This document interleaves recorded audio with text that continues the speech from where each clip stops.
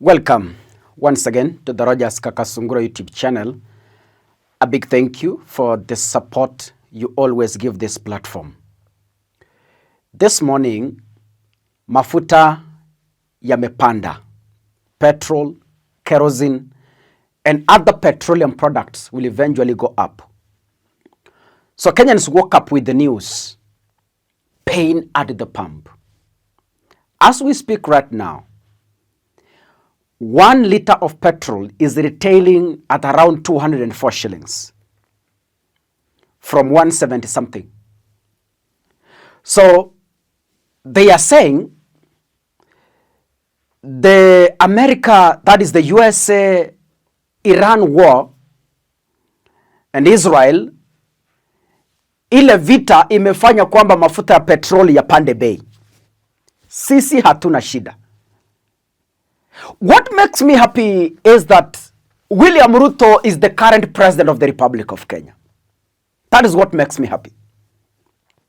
And when William Ruto is the president of the Republic of Kenya, in our native language, that is the Abagusi culture, there is a saying that elders use to the children. Wanawambia, kino virore ukagembinde. Yani, when you are young, let me give you a simple example. When you were young, you thought your uncle is stingy. Until you grew up and you become that uncle.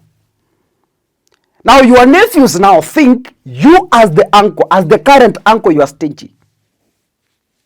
But when you've grown up, you have faced the reality. Umeona maisha vile yako na umeanza kusema kweli yule uncle yangu nilikuwa namkozesha bure.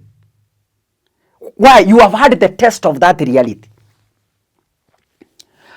Wakati Uhuru Kenyatta alikuwa rais katika taifa la Kenya, wakati huo William Ruto alikuwa naibu wa rais. Nakumbuka vizuri. I have always told you, niko na store ya video clips.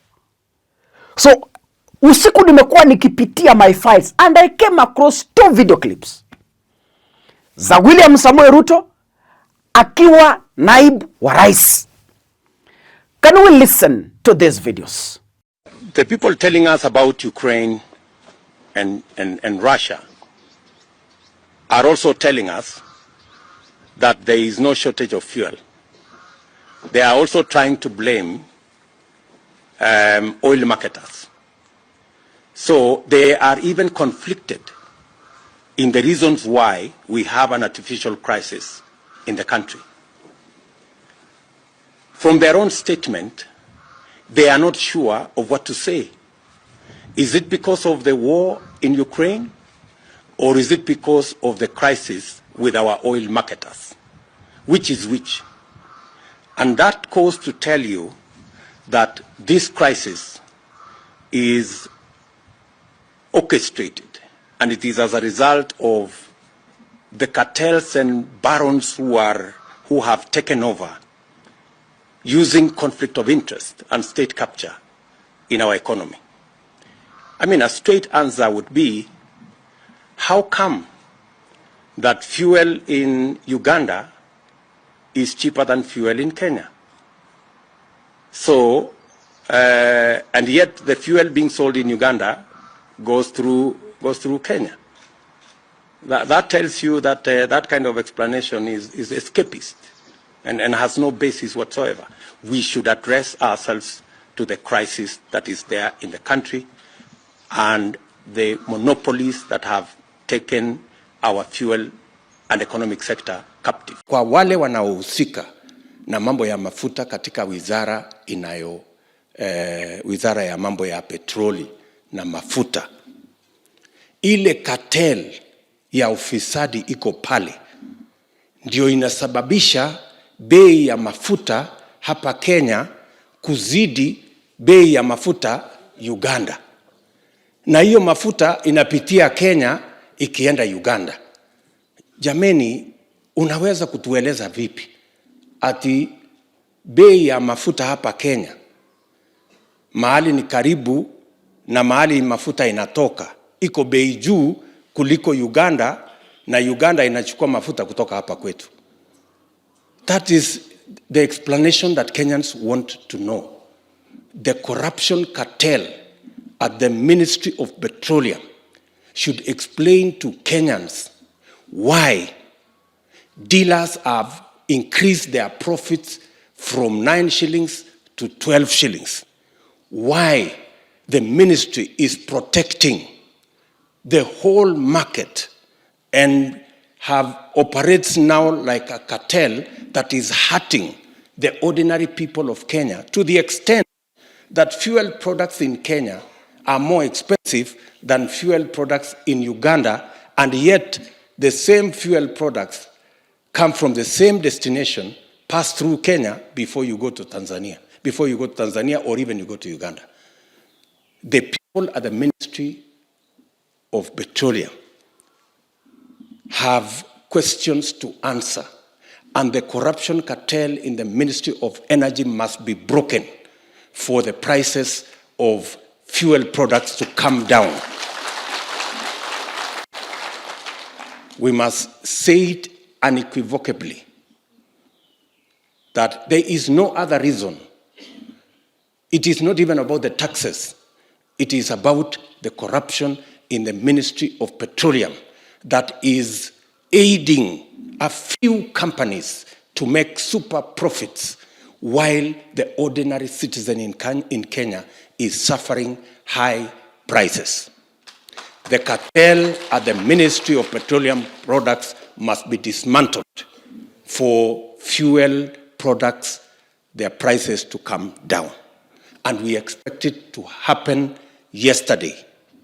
We do not expect it to continue, because there is no reason why fuel products in Kenya are higher in terms of price than in our neighboring countries, yet the fuel products pass through Kenya to those other countries. So watu wasiendelee kutupigisha story ati imekosekana mtu ya kujibu. Inakosekana mtu ya kujibu namna gani?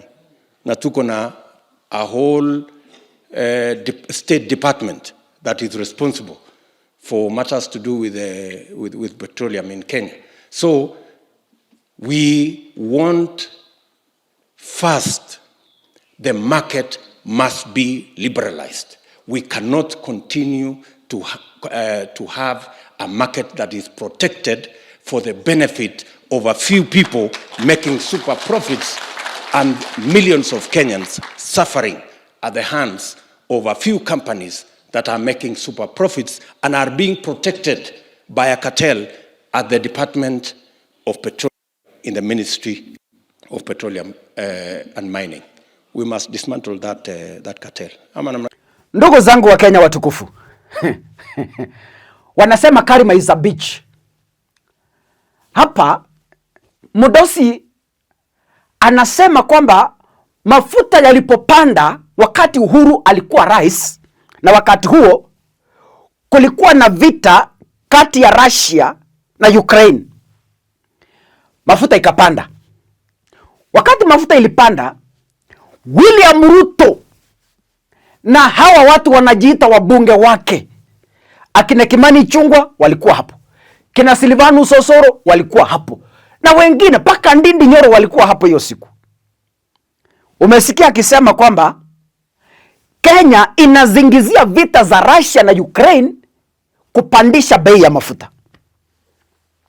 Leo hii the same William Ruto mwenye alikuwa anasema kuna cartels in the petroleum ministry wenye wanataka kuhike fuels to punish Kenyans is the same individual who is the president today wakati bei ya mafuta imepanda. So nasubiri kumuona yeye atasema nini. Je, atasema ni kwa sababu ya vita ya USA, Israel na Iran? Sijui atasema nini.